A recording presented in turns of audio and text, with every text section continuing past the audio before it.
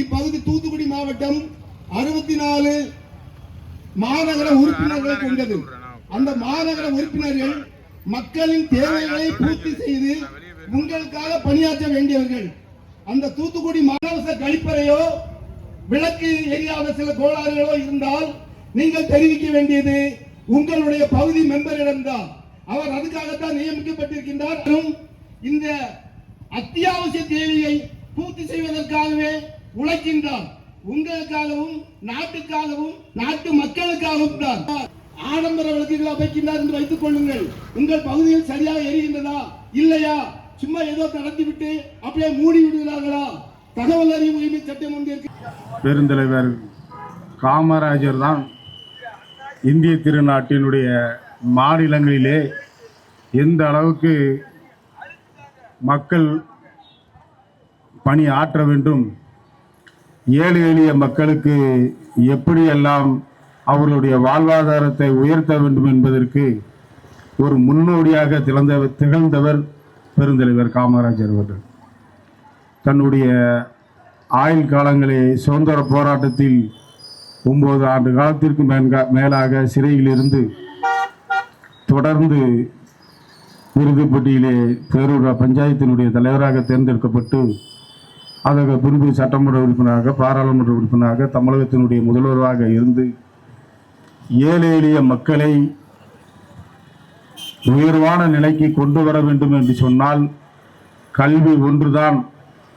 ஆகவே கல்வி நிலையங்கள்லாம் திறந்து அவருடைய 9 ஆண்டு கால ஆட்சியில் சுமார் 6000க்கும் மேற்பட்ட ஆரம்ப பாடசாலைகளை திறந்து ஏழை எளிய மக்களுக்கு கல்வி கொடுத்து அந்த குழந்தைகள் உணவருந்தாமல் வந்திருப்பார்கள் என்கிற நிலையெல்லாம் நேரடியாக ஆராய்ந்து மதிய உணவு திட்டம் என்ற திட்டத்தையும் அறிமுகப்படுத்தி தொடர்ந்து தமிழகம் இன்றைக்கு இந்திய திருநாட்டில் கல்வியிலே 2வது நிலையிலே இன்று இருக்கிறது என்று சொன்னால் அதற்கு வித்திட்டவர் பெருந்தலைவர் காமராஜர். அது மட்டுமல்லாமல் மக்களுடைய வாழ்வாதாரத்தை உயர்த்த வேண்டும் என்பதற்காக வேளாண்மையிலே மிகப்பெரிய ஒரு புரட்சியை செய்து இன்றைக்கு தமிழகத்தில் இருக்கக்கூடிய அனைத்து அணைகளையும் கட்டி விவசாயத்தில் மிகப்பெரிய புரட்சி செய்தவர் பெருந்தலைவர் காமராஜர். தொடர்ந்து தொழிற்சாலைகள் எல்லாம் கொண்டு வந்து இந்திய திருநாட்டினுடைய வளர்ச்சி மட்டுமல்லாமல் தமிழகத்தை குறிப்பாக இன்றைக்கு 2வது நிலையிலே இன்றைக்கு இந்தியாவில் வருவாய் உள்ள ஒரு மாநிலமாக தமிழகம் திகழ்வது என்று சொன்னால் அதற்கு வித்திட்டவர் பெருந்தலைவர் காமராஜர் அவர்கள். அவர் இன்றைக்கு நம்மிடம் இல்லை என்றாலும் கூட இன்று வரை ஆட்சி செய்து கொண்டிருக்கிறவர்கள் எங்களுடைய ஆட்சி பெருந்தலைவருடைய ஆட்சி என்று தம்பட்டம் அடிக்கிறார்கள் என்று சொன்னால் பெருந்தலைவருடைய ஆட்சியை அவர்கள் கொடுக்கவில்லை.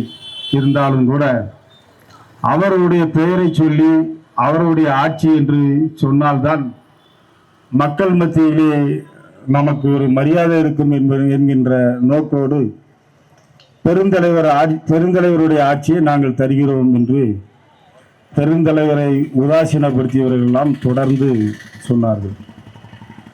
இன்றைக்கு இங்கே பேசுகின்ற பேச்சாளர் அவர்கள் பெருந்தலைவர் காமராஜரை திராவிட முன்னேற்ற கழகம் எந்த அளவுக்கு ஏழ்மையாக கேலி கூத்தாக இன்றைக்கு அவர்கள் எல்லாம் பேசினார்கள் என்பதையெல்லாம் உங்கள் மத்தியிலே தெளிவாக எடுத்து சொன்னார்கள். இந்திய தேசிய காங்கிரஸ் கட்சியினுடைய தொண்டன் அகில இந்திய காங்கிரஸ் கமிட்டி எடுக்கின்ற முடிவுக்கு கட்டுப்பட்டவன் என்கின்ற ஒரே காரணத்தினால் தமிழகத்திலே வைத்த கூட்டணியை ஏற்றுக்கொண்டு வேறு வழி இல்லாமல் இருந்தானே தவிர திராவிட முன்னேற்ற கழகம் போட்ட ஆட்டத்திற்கெல்லாம் அதை ஜீரணிக்க முடியாமல் இந்திய தேசிய காங்கிரஸ் கட்சி அகில இந்திய முழுவதும் இருக்கின்ற ஒரே காரணத்தினால் 141 ஆண்டுகால கட்சி இன்றைக்கு திராவிட முன்னேற்ற கழகமாக இருந்தாலும் சரி, அண்ணா திராவிட முன்னேற்ற கழகமாக இருந்தாலும் சரி, மாநிலத்தில் 5 ஆண்டு ஆட்சியில் இல்லை என்று சொன்னால் உடனடியாக தன்னுடைய கரவேட்டியை மாட்டுகின்ற தொண்டன் தான் இன்றைக்கு இந்த திராவிட இயக்கத்திலே இருக்கின்றார். 1967 இருந்து சுமார் 59 ஆண்டு காலமாக தமிழகத்திலே நாங்கள் ஆட்சியே இல்லை என்றாலும் கூட தொடர்ந்து இந்திய தேசிய காங்கிரஸ் கட்சியிலே பணியாற்றி எந்த விதமான எதிர்பார்ப்பும் இல்லாமல் தொடர்ந்து நாங்கள் பணியாற்றி கொண்டிருக்கிறோம் என்று சொன்னால் அதற்கு வித்திட்டவர் பெருந்தலைவர் காமராஜர். ஆகவே அவருடைய கொள்கையை கடைபிடிக்கக்கூடிய, அந்த கொள்கையை ஏற்றுக்கொண்ட தொண்டனாக திகழ்கின்ற காரணத்தினால் தொடர்ந்து இன்றைக்கு இந்திய தேசிய காங்கிரஸ் கட்சி தமிழகத்தில் இருக்கின்றது. திராவிட முன்னேற்ற கழகம் தமிழகத்தில் உள்ளாட்சி தேர்தலில் கூட்டணி வைக்கின்ற பொழுதெல்லாம் காங்கிரஸ் கட்சிக்கு என்கின்ற சதவீதம் நீங்கள் எங்கே இருக்கிறீர்கள் என்று கேட்டது உண்டு. அதை போன்று 5% தருகிறோம் என்று சொல்லி 60 மாமன்ற உறுப்பினர்கள் இருக்கக்கூடிய இடத்தில் 5 கவுன்சிலர் சீட்டை ஒதுக்கிவிட்டு அதிலேயும் 3 வார்டுகளில் இந்திய தேசிய காங்கிரஸ் கட்சியும் போட்டியிடும், திராவிட முன்னேற்ற கழகமும் போட்டியிடும். ஆகவே கூட்டணியை எவ்வளவு தூரம் கூட்டணி கட்சிகளை ஒழிக்க வேண்டுமோ அதில் தமிழகத்திலே முன்னின்று நடத்தியது திராவிட முன்னேற்ற கழகம். உள்ளாட்சி தேர்தல் மட்டுமல்லாமல் கூட்டுறவு தேர்தலிலும் இதெல்லாம் நடந்தது. இந்த நிகழ்வுகளெல்லாம் இந்திய தேசிய காங்கிரஸ் கட்சி செயற்குழு கூட்டம், பொதுக்குழு கூட்டம், ஊழியர் கூட்டங்கள் நடத்துகின்ற பொழுதெல்லாம் நான் அதெல்லாம் சுட்டி காட்டியிருக்கிறேன். நான் பேசாத கூட்டமே கிடையாது. தமிழ்நாடு காங்கிரஸ் கமிட்டி தலைவர்கள் தொடர்ந்து யார் வந்தாலும் முதலாவதாக அஸ்திவாரமே, ஃபவுண்டேஷனே ஒரு இயக்கத்திற்கு உள்ளாட்சி தேர்தல் தான். ஆகவே உள்ளாட்சி தேர்தலில் ஒன்று கூட்டணி வையுங்கள், அதை சரியாக இயக்க வேண்டும். அப்படி இல்லை என்று சொன்னால் தனித்து போட்டி என்று நீங்கள் முன்கூட்டியே அறிவித்து களப்பணியை ஆற்றினால்தான் சரியாக இருக்கும் என்று நான் தொடர்ந்து செயற்குழு உறுப்பினராக இருக்கின்ற பொழுதும் பொதுக்குழு உறுப்பினராக இன்று வரை நான் இருக்கின்ற பொழுதும் தொடர்ந்து இதை நான் மாநில தலைவர்களிடத்திலே வலியுறுத்தி இருக்கின்றேன். ஆகவே கூட்டணி வைத்துவிட்டு துரோகம் பண்ணக்கூடிய இயக்கம்தான் திராவிட முன்னேற்ற கழகம். இன்றைக்கு இந்திய தேசிய காங்கிரஸ் கட்சி கடந்த சட்டமன்ற தேர்தலில் எங்கள் முதுகில் குத்திவிட்டது, தேர்தலில் காங்கிரஸ் கட்சி துரோகம் பண்ணிவிட்டு என்று சொல்லுகிறார். திராவிட முன்னேற்ற கழகத்திற்கு கிளைக்கழகமா இந்திய தேசிய காங்கிரஸ் கட்சி என்று நான் கேட்க ஆசைப்படுகின்றேன். தேர்தலுக்கு முன்பாகவே தலைவர் ராகுல் காந்தி அவர்கள் நம்மளுடைய கூட்டணியை மாற்றிவிட வேண்டும் என்ற நோக்கோடு அன்றைக்கு டிவிகேவோடு நாம் கூட்டணி வைக்க வேண்டும் என்ற ஒரு நிலை வருகின்ற பொழுது திராவிட முன்னேற்ற கழகம் இந்த தொகுதியினுடைய பாராளுமன்ற உறுப்பினர் சகோதரி கனிமொழி அவர்களை டெல்லிக்கு அனுப்பி இந்திய தேசிய காங்கிரஸ் கட்சியோடு கூட்டணி வைத்தார்கள். அன்னை சோனியா காந்தி அவர்களிடம் தனியாக பேசி கூட்டணி வைத்து கூட்டணியை தொண்டனை ஜீரணிக்க முடியவில்லை என்றாலும் கூட தலைமைக்கு கட்டுப்பட்டு இந்த கூட்டணியை நாம் சேர்ந்து உழைத்தோம். தேர்தலிலே நாம் வேலை பார்த்தோம்.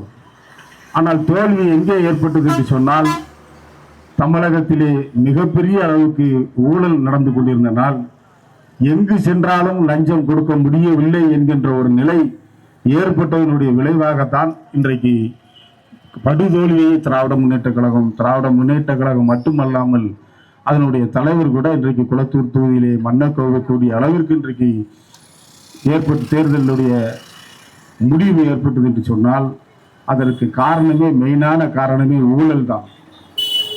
தொடர்ந்து ஊழலிலே தலைத்து விழுந்து இன்றைக்கு நம்முடைய தமிழக முதல்வர் சமீபத்தில் பேசுகின்ற பொழுது கூட ஊரை அடித்து உலையில் போட்டவர்கள் என்று சொன்னார்களே, அது சரியாக பொருந்தும் என்று சொன்னால் திராவிட முன்னேற்ற கழகத்திற்கு தான். இதற்கு முன்பாக பல கருப்பியா அவர்கள் ஒரு நிகழ்விலே பேசுகின்ற பொழுது கூட அண்ணா திராவிட முன்னேற்ற கழகம் அதனுடைய தொண்டன் கம்மலை மட்டும் கலட்டி கொண்டு போவான் மிரட்டி, ஆனால் திராவிட முன்னேற்ற கழகம் காதோடு அறுத்து சென்று விடுவான் என்று பழக்கருப்பையா அவர்கள் ஒரு நிகழ்விலே பேசினார்கள். அதை சரியாக நிகழ்வு நடக்கின்ற விதமாக திராவிட முன்னேற்ற கழகம் இருந்தவனுடைய விளைவுதான். தேர்தலுக்கு முன்பாக டிவிகேயினுடைய தலைவர் இன்றைய முதல்வர் விஜய் அவர்கள் டெல்லியிலே பேசி இந்திய தேசிய காங்கிரஸ் கட்சிக்கு 70 சட்டமன்ற உறுப்பினர், ஒரு துணை முதல்வர், 10 அமைச்சர்கள், வாரிய தலைவர்கள் என்றெல்லாம் பேசுகின்ற பொழுது கூட அன்றைக்கு அன்னை சோனியா காந்தி அவர்களை நேரடியாக கனிமொழி அவர்கள் சந்தித்து பேசியதனுடைய விளைவுதான் இன்றைக்கு திராவிட முன்னேற்ற கழகத்தினோட கூட்டணி வைத்ததனுடைய விளைவுதான் இன்றைக்கு இந்திய தேசிய காங்கிரஸ் கட்சிக்கும் ஊழல்வாதியோடு சேர்ந்ததனுடைய விளைவாகத்தான் இன்றைக்கு காங்கிரசுக்கும் ஒரு படுதோல்வி ஏற்பட்டது. இல்லை என்றால் எங்களுடைய நிலை இன்றைக்கு வேறு விதமாக இருந்திருக்கும். தொடர்ந்து கூட்டணியிலே வைத்துக்கொண்டு இந்திய தேசிய காங்கிரஸ் கட்சியை அழிக்கின்ற வேளையில்தான் திராவிட முன்னேற்ற கழகம் இருந்தது. நல்ல வேளையாக தலைவர் ராகுல் காந்தி அவர்கள் சுதாரித்து கொண்டதனுடைய விளைவு இன்றைக்கு காங்கிரஸ் கட்சி தமிழக வெற்றி கழகத்தினுடன் கூட்டணி அமைத்து அமைச்சரவையிலே 2 இடங்கள் பெற்றிருக்கிறார் என்று சொன்னால் தலைவர் ராகுல் காந்தி அவர்கள் தான் இதற்கு காரணம். தொடர்ந்து இன்றைக்கு மத்தியை எடுத்துக்கொண்டு என்று சொன்னால் எப்படி ஒரு மதவாத உணர்வை தூண்டி இன்றைக்கு பிரதமராக இருக்கக்கூடிய நரேந்திர மோடி அவர்கள் இந்தியா முழுவதும் சுற்றுப்பயணம் செய்து அயோத்தியிலே பாபர் மசீதியை இடித்து ராமர் கோயில் கட்ட வேண்டும் என்கின்ற ஒரு நிலையோடு எப்படி ஒரு மதவாத உணர்வை வளர்த்து அதன் மூலியமாக ஏழை இந்து மக்களை எல்லாம் மத உணர்வை தூண்டி மாநிலங்களில் எல்லாம் ஆட்சியை பிடித்தாரோ அதே போன்று இந்தியாவிலும் இன்றைக்கு 3வது முறையாக ஆட்சி அமைத்திருக்கிறார் என்று சொன்னால் ராமர் பெயரை சொல்லி மிகப்பெரிய அளவிற்கு இன்றைக்கு மத உணர்வை தூண்டியவர்கள் இன்றைக்கு ராமர் கோயில் தொடர்ந்து அங்கே 11 நபர்கள் அறக்கட்டளை என்கின்ற பெயரிலே 11 நபர்கள் RSS இந்து முன்னணி பாரதிய ஜனதாவை சேர்ந்த 11 உறுப்பினர்கள் இருந்தும் தொடர்ந்து அங்கு மிகப்பெரிய ஒரு கொள்ளை நடந்து கொண்டிருக்கின்றது. மத்திய உள்துறையினுடைய செயலாளராக இருந்த லட்சுமி நாராயணன் அவர்கள் 5 கோடி ரூபாய் செலவில் அவருடைய சொந்த பணத்தில் ராமருக்கு ஒரு புத்தகமாக தங்கத்திலேயே செய்து கொடுத்து பரிசாக கொடுத்ததை இன்று காணவில்லை.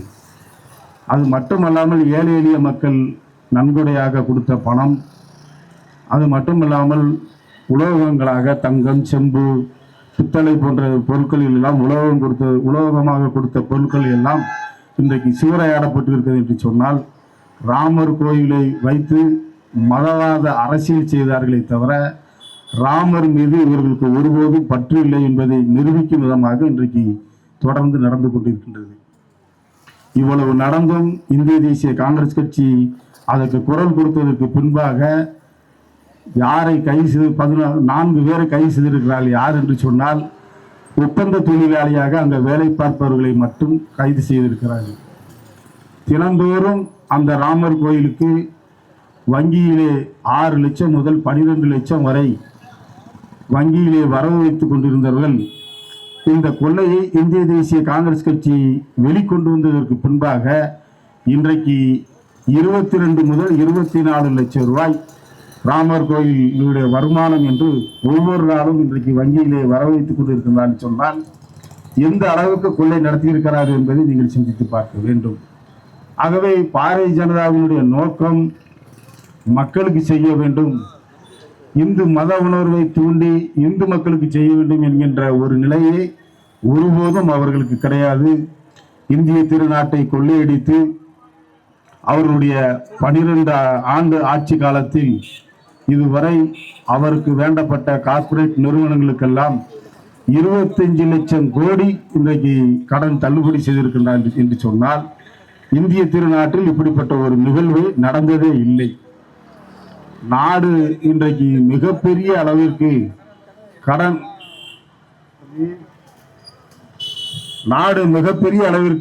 இன்றைக்கு கடனிலே இருக்கிறது என்று சொன்னால் மாநிலத்திலும் மத்தியிலும் மிகப்பெரிய அளவுக்கு இருக்குன்னு சொன்னால் அதற்கு காரணம் பாரதிய ஜனதா கட்சி தான். ஆகவே இவர்கள் ஒருபோதும் மக்களுக்கானவர்கள் இல்லை என்பதை மக்களுக்கு புரிய வேண்டும் என்பதை இங்கு உங்களுக்கு இந்த ராமர் கோயிலுடைய நிகழ்வை நான் எடுத்து சொன்னேன்.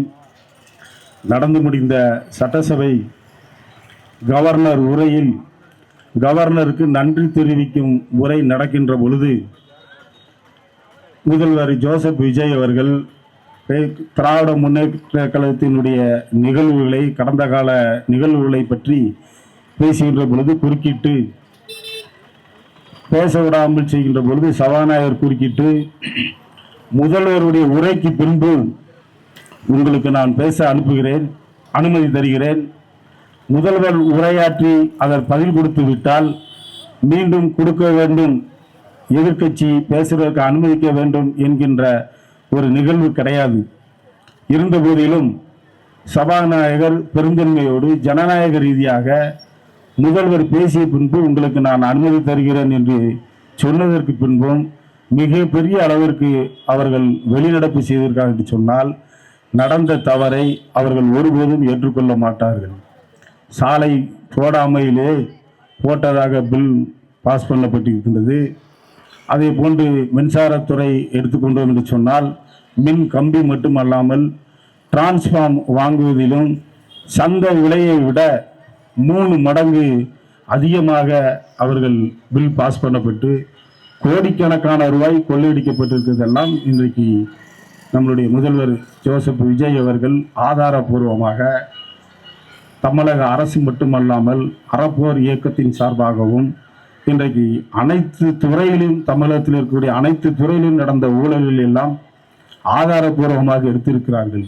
ஆகவே தான் திராவிட முன்னேற்ற கழகம் இந்த அரசு நாளை இருக்காது, 15 தினத்திற்குள் கவுந்துவிடும், 1 மாசத்துக்குள் கவுந்துவிடும் என்று சொன்னதற்கு காரணம் என்று சொன்னால் இருக்கின்ற திராவிட முன்னேற்ற கழக தொண்டனும் ஓடிவிடக்கூடாது. அண்ணா திராவிட முன்னேற்ற கழகம் சுமார் 70% மேலாக கரைந்துவிட்ட காரணத்தினால் திராவிட முன்னேற்ற கழகம் அந்த நிலைக்கு சென்று விடக்கூடாது என்பதற்காக அவர்கள் இன்றைக்கு இப்படிப்பட்ட ஒரு நிலையை எடுத்திருக்கின்றார்கள். அவருடைய கொள்ளைகள் மறைக்கப்படும், அதை விட்டு விடுவார்கள் என்று நினைக்கிறார்கள். ஒருபோதும் தமிழக முதல்வர் விடமாட்டார். ஏற்கனவே அவருடைய உரையெல்லாம் நீங்கள் கேட்டிருப்பீர்கள். நிச்சயமாக அவர் விடமாட்டார். தொடர்ந்து இவர்களுடைய கொள்ளையெல்லாம் வெளிக்கொண்டு வரப்படும். அது மட்டுமல்லாமல் இன்றைக்கு 2 தினங்களுக்கு முன்பாக நம்முடைய மாவட்டத்தை சேர்ந்த முன்னாள் அமைச்சர் அனிதா ராதாகிருஷ்ணன் அவர்கள் திருச்சி சிவா அவர்களை வைத்து பொதுக்கூட்டத்திலே பேசுகின்ற பொழுது அனிதா ராதாகிருஷ்ணன் அவர்கள் சொல்கிறார்கள், இன்னும் 6 மாதத்தில் அமைச்சராக திருச்சி சிவா அவர்கள் வருவார்கள் என்று சொன்னால் பூனைக்குட்டி வெளியே வந்துவிட்டது என்பதை நீங்கள் தெரிந்து கொள்ளுங்கள். பாரதிய ஜனதாவோடு அவர்கள் எந்த அளவுக்கு உறவு இருக்கிறார் என்பதை இன்றைக்கு அனிதா ராதாகிருஷ்ணன் 2 தினங்களுக்கு முன்பாக பொதுக்கூட்டத்திலே சொல்லிவிட்டார். திருச்சி சிவாதான் மத்தியிலே அடுத்த அமைச்சராக வருகிறார் என்று சொல்லி. ஆக வருகின்ற தேர்தலில் பாரதிய ஜனதாவோடு திராவிட முன்னேற்ற கழகம் கூட்டணி ஏற்கனவே அவர்கள் பேசி முடித்து விட்டார்கள். அந்த கூட்டணி தான் இன்றைக்கு தமிழகத்தின் உள்ளாட்சி தேர்தலில் நடக்கும். அதை முறியடிக்கும் விதமாக தமிழக வெற்றி கழகத்தோடு சேர்ந்து இந்திய தேசிய காங்கிரஸ் வெற்றி கொள்ளும் என்பதை இந்த நேரத்தில் சொல்லி, கனிமொழி அவர்கள் எடப்பாடி அவர்களுடைய ஆட்சி நடக்கின்ற பொழுது சொன்னார்கள், இந்திய திருநாட்டில் தமிழகத்தில் மட்டும்தான் அதிகமான விதவை பெண்கள் இருக்கிறார்கள், காரணம் டாஸ்மார்க் என்று சொன்னார்கள். ஆனால் நாங்கள் எங்களுடைய ஆட்சி வந்ததற்கு பின்பாக டாஸ்மார்க் கடையில் பூரா நாங்கள் அகற்றி விடுவோம் என்று சொன்னார்கள். 5 ஆண்டு காலம் அவருடைய சகோதரர் தான் தமிழகத்திலே ஆண்டார்கள். 5 ஆண்டு காலத்தில் இவர் என்ன செய்தார் என்பதை நாங்கள் கேட்க ஆசைப்படுகின்றோம். தொடர்ந்து அதை போன்று முன்னாள் தமிழக முதல்வர் அவர்கள் நாங்கள் ஆட்சிக்கு வந்தவுடன் 3 மாதத்தில் கொடநாடு வழக்கு எடுக்கப்பட்டு அங்கே என்ன நடந்தது என்பதை வெளிக்கொண்டு வருவேன், அங்கே திருடப்பட்ட பொருட்களை எல்லாம் நீதிமன்றத்திலே ஒப்படைத்து விடுவோம் என்று சொன்னார்கள். 5 ஆண்டு முடித்தும் எந்த நடவடிக்கையும் எடுக்கவில்லை என்று சொன்னால் அவர்களுக்குள் எந்த அளவுக்கு ஒரு உறவு இருக்குது என்பதை நீங்கள் தெரிந்து கொள்ள வேண்டும். நடந்து முடிந்த சட்டமன்ற தேர்தலில் காங்கிரஸ் கட்சி முதுகில் குத்தி விட்டார்கள் என்று சொன்னார்கள். தேர்தல் முடிவு வந்தவுடனே திராவிட முன்னேற்ற கழகம், அண்ணா திராவிட முன்னேற்ற கழகத்தோடு தொடர்பு கொண்டு நீங்கள் ஆட்சி அமருங்கள், நாங்கள் உங்களுக்கு வெளியிலிருந்து ஆதரவு தருகிறோம் என்று சொல்லி இந்திய தேசிய காங்கிரஸ் கட்சியிலே கேட்காமல் அவர்கள் அந்த முடிவை எடுத்தார்கள். அப்படி என்றால் முதுகில் குத்தியது யார்? திராவிட முன்னேற்ற கழகமா, காங்கிரஸ் கட்சியா? அதற்கு பின்புதான் காங்கிரஸ் கட்சி இன்றைக்கு தமிழக வெற்றி கழகத்தோடு ஒரு கூட்டணியை வைத்தோம். ஆகவே இந்த வெற்றி கூட்டணி தொடர்ந்து பெருந்தலைவருடைய ஆட்சி எப்படி இருந்ததோ அதே போன்று இன்றைக்கு மக்கள் மத்தியிலே ஒரு ஊழல் இல்லாத ஒரு ஆட்சியை இன்றைக்கு தமிழக முதல்வர் தந்து கொண்டிருக்கிறார்கள்.